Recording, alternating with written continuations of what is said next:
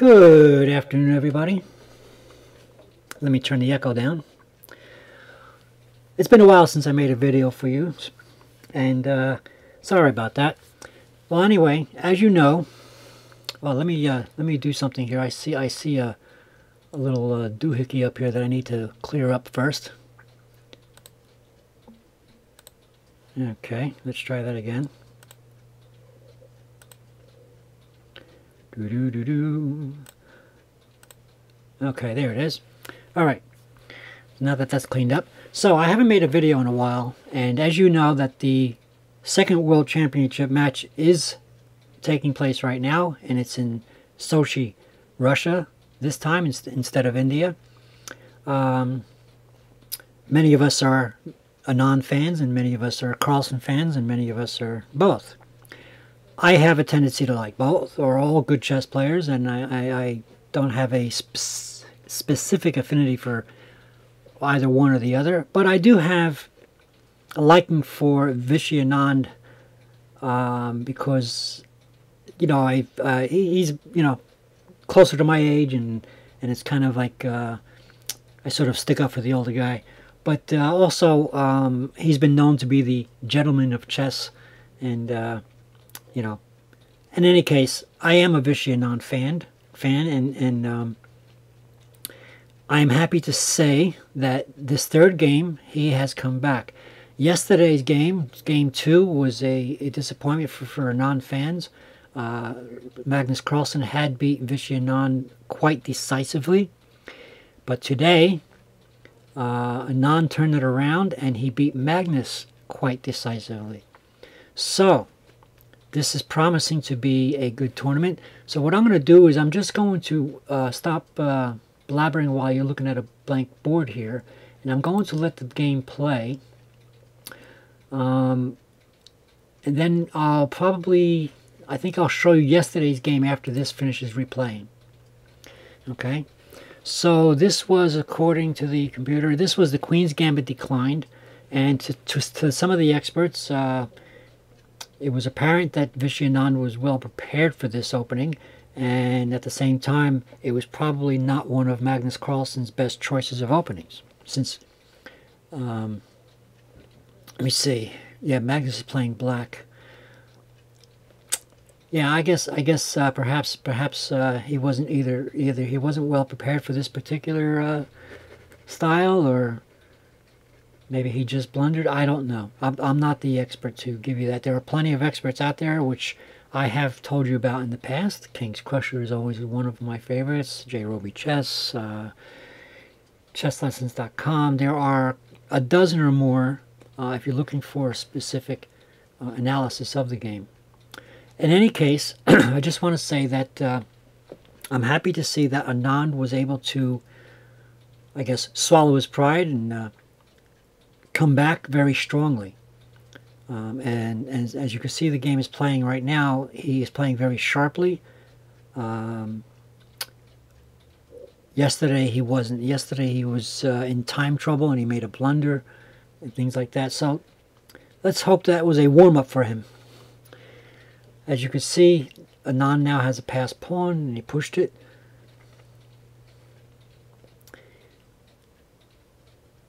I don't want to talk through too much of this. I just want to be able to talk to keep the YouTube people satisfied that I'm supposed to talk through gameplay.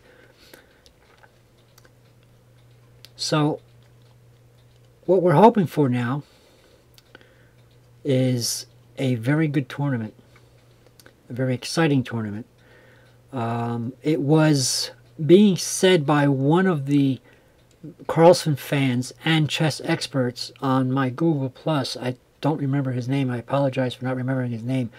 But he basically was giving Vishy Anand the, how could I say this? The sort of sayonara. You know, he was basically thinking that Anand was no longer up to par for playing against Carlsen, and that was his analysis of game 2 was very, very critical of Anand. And I don't blame him, because I thought game 2 I was disappointed in the non myself. But nevertheless, I waited to see what this game was going to be like before I made a video, because I had, and I'm glad I waited, and I had the feeling that Anand wasn't going to let that one slide without a fight.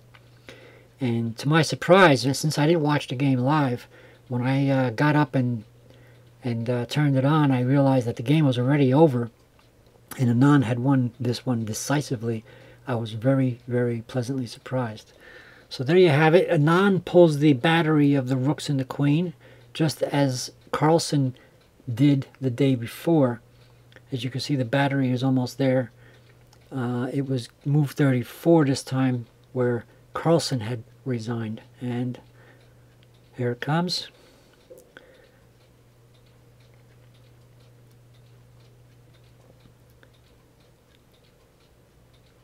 Okay, so Anand was not worried about this pass pawn. It was well covered, and this battery was a decisive basic chess, where you create the battery of the queens and the kings. Again, I'm not going to analyze this too much move by move, because I don't have the talent to do that. I would recommend to go to the experts for that. But this was at least as decisive of a win against Carlsen as yesterday's game was against Anand. So I'm going to show you that game now. I think this was a better game. Personally, I enjoyed this game, watching it on this particular software that I'm watching it on now. And then I watched a video later. It was a recorded video of the tournament, and I scanned through it. I thought this was a more enjoyable, more exciting game than yesterday's game. I think there was more blunders being made. I think there was more mistakes being made by Anand yesterday than there was by Carlsen today. I don't think Carlsen made any blunders today. I think he was just simply outplayed, which makes the game better to me. In other words, it's more exciting when two great players get together and one of them comes on top, whereas when two great players get together and one blunders, it becomes less exciting. In other words, it's not as a well played game as it was this one. So anyway, let me stop overanalyzing my analyzation and let me get to that game and quickly scan through it.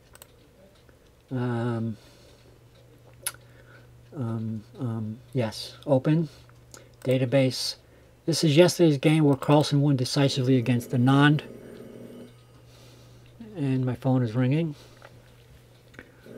I'll wait for them to pick it up. Okay, so since Magnus Carlsen has the white pieces, I'll leave the board the way it is. And I'll scan through it very quickly. The last move, I'm sorry, not Magnus. The last move that Anand made was a blunder. But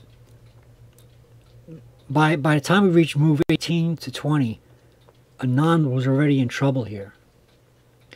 And I'm not going to go into specifics, but you can see the coordination. If you look at it carefully, quickly, you can see that Anand's coordination is not quite as good as Magnus's in this particular game. Okay, the queen is kind of buried back there, but it is attacking the pawn, the H pawn. But let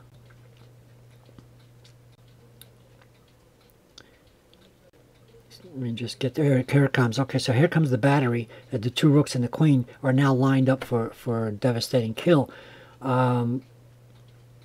Moving forward quickly, you can see Anand's pieces are sort of disconnected, as opposed to Magnus's being well connected. So here was the blunder right there. Okay, H5 totally misses this devastating attack right here, and there's just no way to defend this. However, even if Anand did not move H5, this was already a losing position for Anand. So throughout the game, he made a few mistakes. He even said it during the press conference. There was a couple of mistakes he made. Something about a knight that he moved out of place, and something about the rook being moved into the wrong square. I don't know exactly. I would recommend you watch the video and see what if it's available, and watch what Anand actually says about his own play. But this game was lost by Vishy decisively, won by Magnus, as well as today's game was decisively won by Vishy. So, but I still believe that today's game was more exciting because there was far less blunders, far less mistakes being made, and Vishy simply outplayed Magnus today. I hope he can keep it up. I am an Anand fan. My apologies to any Magnus fans. Actually, I'm a fan of both of them, but I sort of stick up for the old man. He's not so old. He's actually 10 years younger than me. Vishy Anand, the gentleman of chess, I'd like to see if he can regain his title. If he can't, if he doesn't, that's fine too. I'm in this for the excitement of the game itself, and I'm glad to see that this particular game, that is today's game, let me get back to that one, was more exciting than yesterday's game, which is the one that's showing right now. Let me go ahead and get that other one open. Well, I'm not doing very good, and I'm stuttering and everything today. Excuse me. Okay, there it is. So, yes, today's game was definitely, to me, more exciting than yesterday's game. And I believe, unless you find, if you're out there looking for different experts to analyze the game, if they say that there was blunders being made, please comment. Let me know that I'm wrong. I don't mind being told that I'm wrong. But again, in my opinion, this game was more exciting than it was yesterday. And it was not just because I'm a fan of Vishy Anand. It's because I believe this was a better played game on both sides. And certainly for Anand to be able to decisively win against Carlsen, who is a magnificent player, was quite a pleasant surprise. I hate to say it was a surprise, but it was actually a pleasant surprise that it was so decisive. Any case, enough of my talking. Keep on playing. Let's hope that tomorrow's game is just as exciting. I think tomorrow's game is later, and I may be able to actually watch it live. Don't quote me on that. I have to check the times. I have to do the time zone conversion. I think it's 12 p.m. Greenwich Mean Time, which should make it 5 or 4, depending on if I'm using standard or savings time. I'll have to check, but don't quote me on it. I would recommend you look it up and see if you can catch the game yourself. If not, I'll do what I did here. I'll catch the PGN file later on, and I'll see if I can post it for you. And thanks for watching. Please comment on YouTube. Please subscribe if you haven't already. And keep on playing.